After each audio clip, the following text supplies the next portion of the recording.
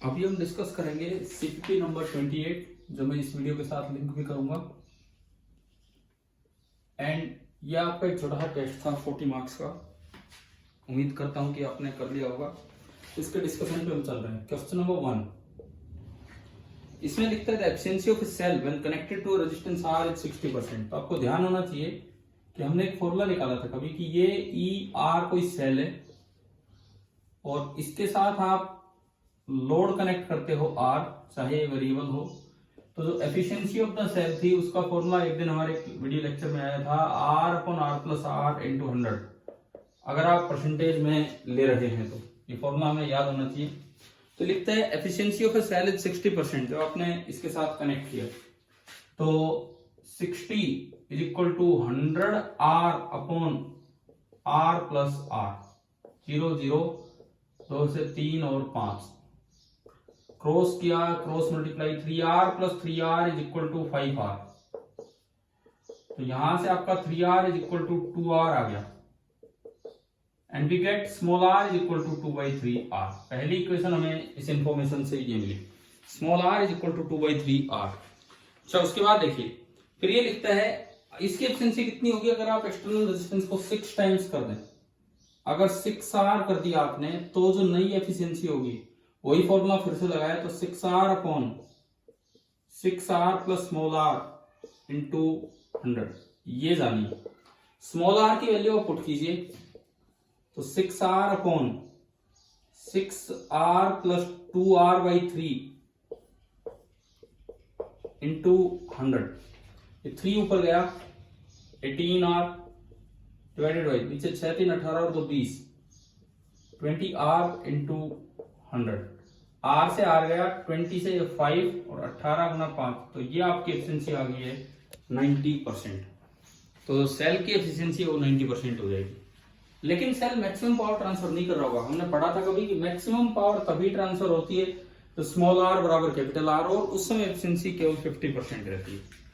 Efficiency एक अलग चीज है, पावर ट्रांसफर एक अलग चीज है। तो क्वेश्चन क्लियर कर रहा हूं, चीजों को ध्यान रखना। क्वेश्चन नंबर 2, करंट डेंसिटी से करंट निकालना। वैसे मैं आपको एक वीडियो लेक्चर में पीछे एक लाइव क्लास में मैं ये क्लियर कर चुका हूं। सेम क्वेश्चन ही लिया था, जब दोबारा दिया था कि आप लोगों को याद आता है नहीं। ये का एक क्वेश्चन मैं अप्लाई कर चुका हूं और आई आया था integral J dot d r J dot d s. और अगर आपको याद आए तो J that was a into r d s. मैं अभी विदाउट डायग्राम इन शॉर्ट कर रहा हूं ताकि क्लियर हो आपको। 2πr डी आर ये था और उसकी लिमिट लगी थी 0 से कैपिटल आर। 2π ए कांस्टेंट आ गया था, r² का integration r³/3 limit 0 to capital R. तो ये बना था 2/3πa कैपिटल r³ अगर इसका रेडियस कैपिटल आर है तो। अच्छा, अब इसमें बाई चांस ऑप्शंस में the amount of current flowing through any cross section, options में सारे स्मॉल आर दे दिए जबकि ये कैपिटल आर आ है। कैपिटल आर के टर्म्स में ये है क्योंकि जो रेडियस है वो कैपिटल आर है। Current is flowing through region of circular cross section of radius R due to some skin effect the current density J is equal to A into small r. तो the amount of current flowing through any cross section is, किसी भी cross section से कितना होगा। तो आप in terms of capital R चाहें तो ये कैपिटल आर भी आ जाएगा, स्मॉल आर चाहें तो स्मॉल आर। ये आपका सेकंड था जो मैं पहले आपको जब करंट डेंसिटी वाला टॉपिक लिया उसके साथ हम कर चुके थे। अब हमारा आता है क्वेश्चन नंबर 3। क्वेश्चन नंबर 3 देखिए, two resistance R1 and R2 are made of different materials. मैंने जब टेम्परेचर कोएफिशिएंट ऑफ रेजिस्टेंस पढ़ाया तो उस समय काम करने को दिया था आपको कि सीरीज और पैरेलल के लिए। तो एक रेजिस्टेंस है R1 और एक रेजिस्टेंस है R2। एक का टेम्परेचर कोएफिशिएंट अल्फा है और एक का minus beta. The resistance of the series combination of R1 and R2 will not change. अब देखो एक का पॉजिटिव दिखा रहा है एक का नेगेटिव, मतलब अगर टेम्परेचर बढ़ेगा तो एक की रेजिस्टेंस बढ़ेगी एक की कम होगी, लेकिन सम सेम रहना चाहिए क्योंकि सीरीज में रेजिस्टेंस चेंज नहीं हो रहा। देखो इनिशियली R इक्विवेलेंट की इनिशियल वैल्यू होगी R1 प्लस R2। अच्छा, मान लीजिए कोई टेम्परेचर बढ़ गया डेल्टा T, तो ये वैल्यू तो हो जाएगी R1 plus R1 alpha delta T and ये वैल्यू हो जाएगी R2 minus R2 beta delta T।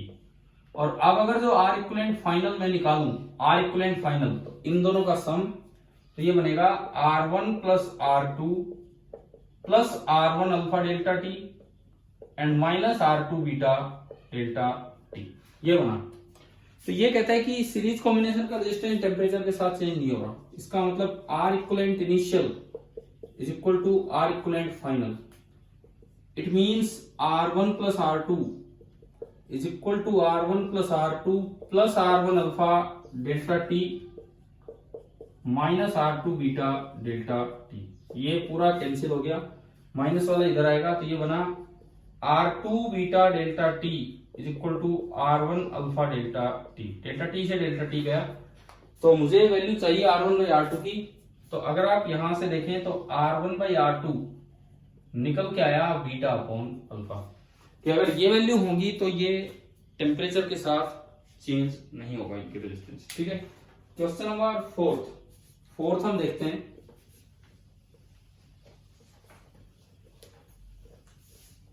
Question number 4 जो है, अ पीस ऑफ कॉपर एक मेटल है एंड अनदर ऑफ जर्मेनियम, वो एक सेमीकंडक्टर है, they are heated room temperature से 315 केल्विन तक, यानी कि उनका टेम्परेचर बढ़ाया गया है।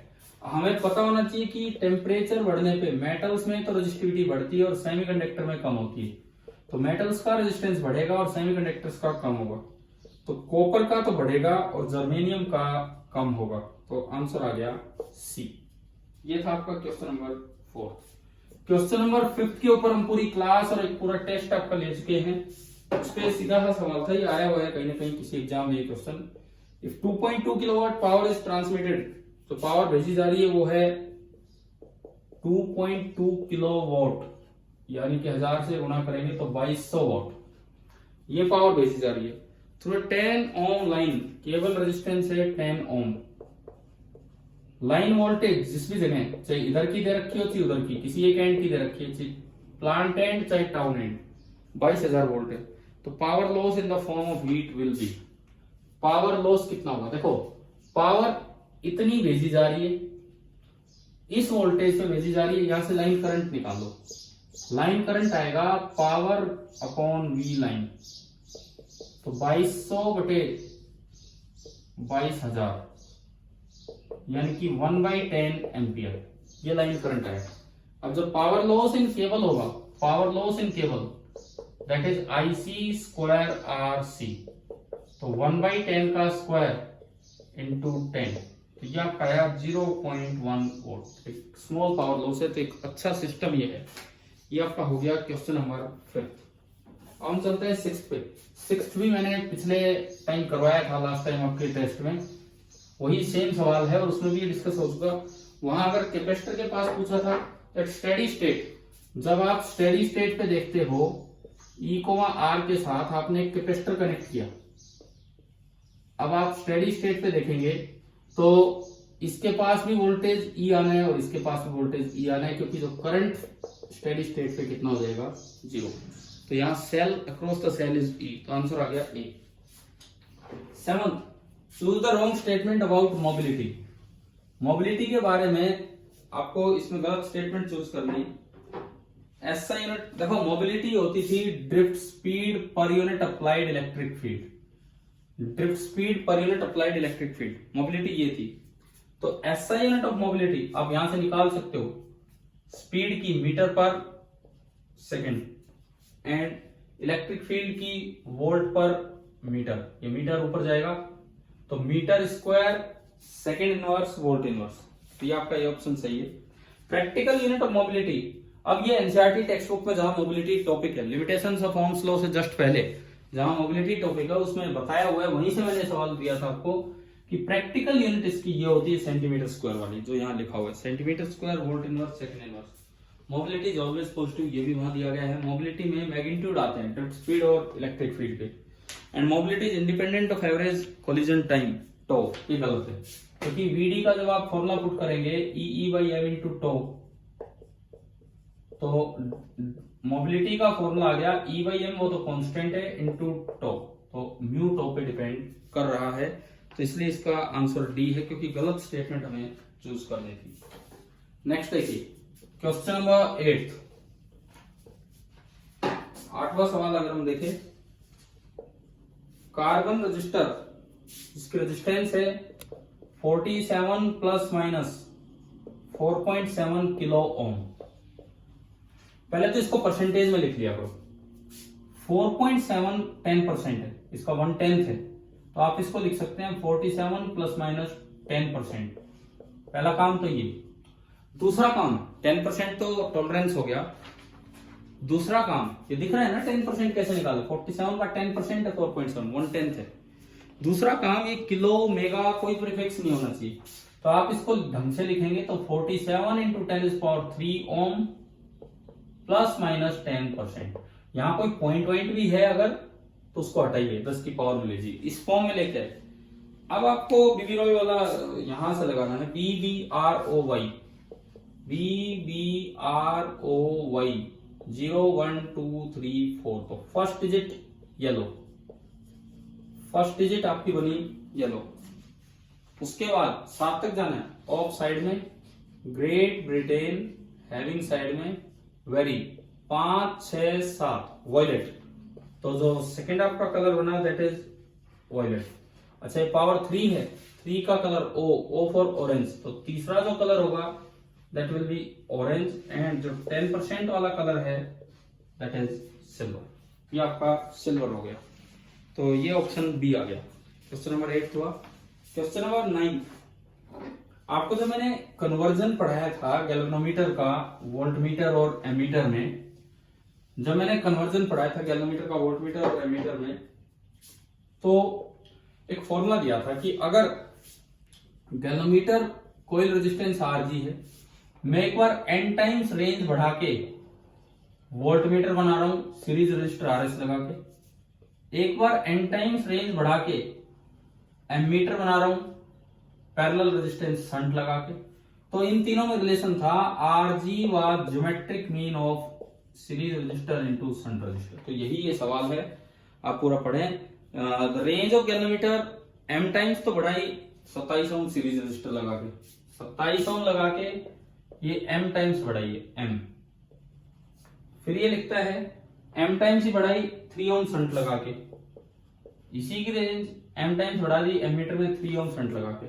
इंटरनल रेजिस्टेंस n है, Rg n है ओम में, तो आपको n बताना है। तो यार ये सीधा ही तो है, √27 इंटू 3 √81, सो दिस इज 9।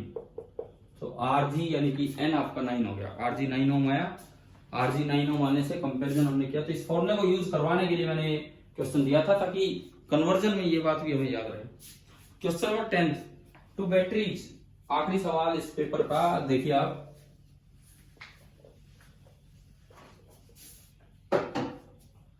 दो बैटरीज हैं, एक का EMF 12 वोल्ट और एक का 13 वोल्ट, कनेक्टेड इन पैरेलल। जब कुछ नहीं दिया तो आप सेम पोलैरिटी मान के चले।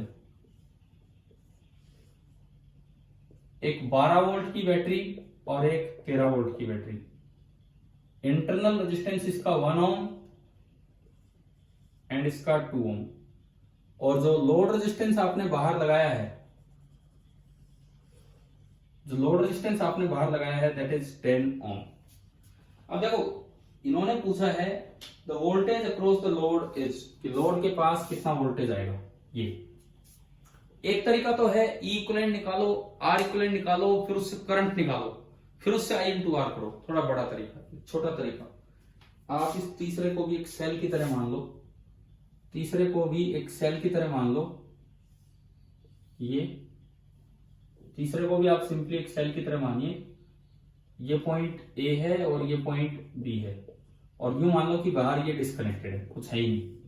तो आप इसको रिप्लेस कर सकते हो एक सिंगल सेल से, E इक्विवेलेंट और R इक्विवेलेंट से, और बाहर डिस्कनेक्टेड है तो कोई करंट है नहीं, अंदर अंदर से कुछ फ्लो करता रहे, बाहर कोई करंट नहीं है।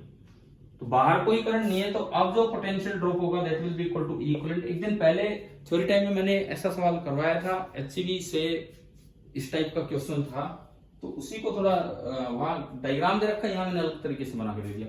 अब इसका ये जो तीसरा सेल है, ये मानो 0 वोल्ट एंड 10 ओम, ये आपका तीसरा सेल हो गया।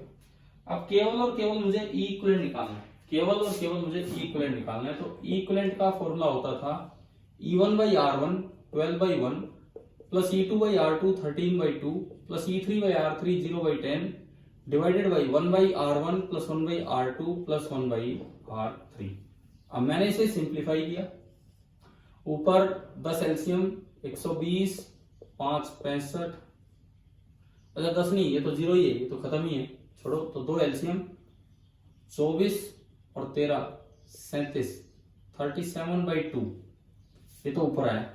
एंड नीचे 10 एलसीएम 10 और 5 15 और 1 16, 16/10, 37/2 इंटू 10/16, 2 5 5 7 35, 5 3 15 और 3 18, 185/16, 185/16। तो इन्होंने ये वैल्यू पूछी कितनी आएगी, अगर हम इसे डिवाइड करें 16 1 पे गया, 2 बचा, 25 फिर 1 पे गया, 9 बचा, 16 5 85, 5 बचा 50, 11 पॉइंट मैं 16 से डिवाइड कर रहा हूँ, 1 फिर 25 9 90, 16 5 80, 10 बचा 100, 16 से 96, 11.56 वोल्ट। यही आपको आंसर दिया गया। तो वो इस क्वेश्चन को करने का बड़ा तरीका, पहले इनका ई इक्विवेलेंट निकालो, फिर इनका आर इक्विवेलेंट निकालो, फिर आप सोल्व करेंगे, फिर करंट निकालेंगे, करंट लिखेंगे I E equivalent upon capital R 10 plus r equivalent, फिर उससे आई इंटू आर करेंगे तो आएगा। छोटा तरीका। तीसरे को भी आप सेल बना दो और बाहर कहीं वो डिस्कनेक्टेड है और उस सेल का ईएमएफ 0। अब एक ऐसा सिस्टम बन गया जिससे बाहर कहीं कोई कनेक्शन ही नहीं, इसमें कोई करंट बाहर के लिए फ्लो नहीं करेगा, तो I0 तो जो पोटेंशियल डिफरेंस होता है वो ईएमएफ के बराबर है। तो डायरेक्ट ई इक्विवेलेंट का आंसर हो गया। एक अच्छा सवाल है, अब ढंग से ये चीज सीखें कि कैसे मैंने बताई। तो पेपर क्लियर हो गया होगा। आज मैं कुछ आगे नहीं पढ़ाऊंगा, जस्ट आपको छोटे छोटे डिस्कशन या जो बच्चों के डाउट्स आ रहे हैं वो वीडियो लेक्चर्स में लेके आपको बता रहा हूँ। आप देखते रहें, अगर बीच में कोई टेस्ट दिया जाता है तो अगर आपके पास टाइम हो तो कोशिश कीजिए वो टेस्ट आप अटेम्प्ट करें। मैं 30 या 45 सवाल के नहीं बना रहा हूँ, 10-10 सवाल के बना रहा हूँ ताकि आप लोग अप्लाई कर सकें। ठीक है, थैंक यू।